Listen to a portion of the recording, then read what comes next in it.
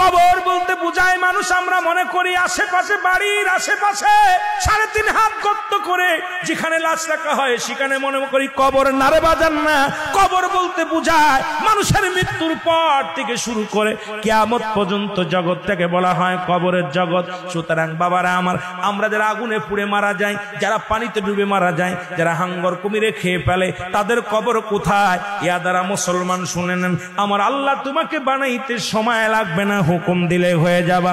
সুতরাং মৃত্যুর পর থেকে শুরু করে কিয়ামত পর্যন্ত জগৎটাকে বলা হয় কবর। এই কবরে যেদিন শোয়া দিবে, 1 নম্বরে আসবে একজন ফেরেশতা, তার নাম হলো নোমান ফেরেশতা। মুসলমান শুনে নেন, আমরা জানি কবরে শোয়ানো পরমান কান্নেকির আসবে। এই ভাইরা আমার, মান কান্নেকির আসার আগে নোমান ফেরেশতা আসবে, কবরে ঢুকে যাবে। সব মুসলমান ডাকতে বলবে, ভাই ওঠো, তোমার ভিতরে রূহটা দেয়া হলো। আজরাইল সাল্লাম রূহটা বাইর করেছে, আমার আল্লাহ তোমাকে জানটা দিয়েছিল, এটা কবজ করেছে।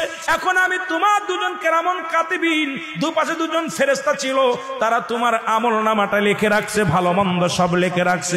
এখন তোমার হিসাব হবে, 2টা কাগজ থাকবে নোমান ফেরেশতার হাতের মধ্যে, একটা হলো নেকির কাগজ, একটা হলো বদির কাগজ।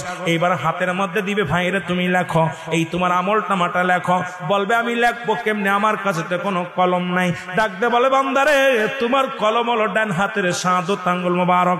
এই মুসলমান এই আঙ্গুলটার বড় দাম। এরে আমরা হলে সুন্নাতুল জামাতের যারা মুসলমান আশিকেরা, শোনো, এই আঙ্গুলের মাথায় সুন জড়ায়ও না। এই আঙ্গুল দিয়ে আমার নবী চন্দ্রকে দিয়ে খণ্ডিত করেছে। এই আঙ্গুলের বড় দাম। এই কবরের ভিতরে তোমার আমলনামাটা তোমার এই আঙ্গুল দিয়া লেখা লাগবে। বাবার এই আঙ্গুলটার মর্যাদা তোমরা রক্ষা করবা। জোরে জোরে চিল্লায় বলো ঠিক কিনা। এবার ফেরেশতা ডাকতে, নোমান ফেরেশতা ডাকতে বলবে, এ বান্দা, এই ডানাতের শাহাদত আঙ্গুল মুবারক হলো তোমার কলম। বান্দা বলবে, আমি কলম পাইলাম, কালি তো নাই। বলবে, কালি তোমার মুখের থুতু মুবারক। জোরে বল আল্লাহু আকবার। এই মুখের থুতু মুবারক তোমার কালি। আমি আপনাদের 2টি পায়ে ধরে বলে যাই, এই মুখ দিয়ে গাজায় টান দিস না, এই মুখ দিয়ে মদে টান দিস না, এই মুখ দিয়ে বিড়ি সিগারেট খাস না, এই মুখ দিয়ে কাউকে গালি দিস না। এই মুখটারে পবিত্র রাখ। মায়ের গর্ভে যখন ছিলাম, মায়ের নাভির সঙ্গে তোমার নাভিটা জুড়াইয়া দিছে, কারণ এই মুখ দিয়ে আমার নবীর দুরূদ পড়বা, এই মুখ দিয়ে কুরআন পড়বা, এই মুখ দিয়ে আল্লাহর জিকির করবা। এই মুখটা দিয়া কেমনে তুমি গাজার মধ্যে টান দাও, এই মুখটা দিয়ে কেমনে বিড়ির মধ্যে টান দাও, এই মুখটা দিয়া কেমনে তুমি হারাম খাও, এই মুখটা দিয়া কেমনে তুমি হারাম জিনিস ভক্ষণ করো। আমি তোমাদের 2টি পায়ে ধরে বলে যাই রে মুসলমান, আজ থেকে মুখটা পবিত্র রাখো গো। এই মুখের থুতু মুবারক হবে তোমার কালি। বান্দা বলবে, আমি কালি পাইলাম, এখন কাগজ পাবো কই রে? 3 টুকরা কাপড়ের কাপড় দেয়া হবে।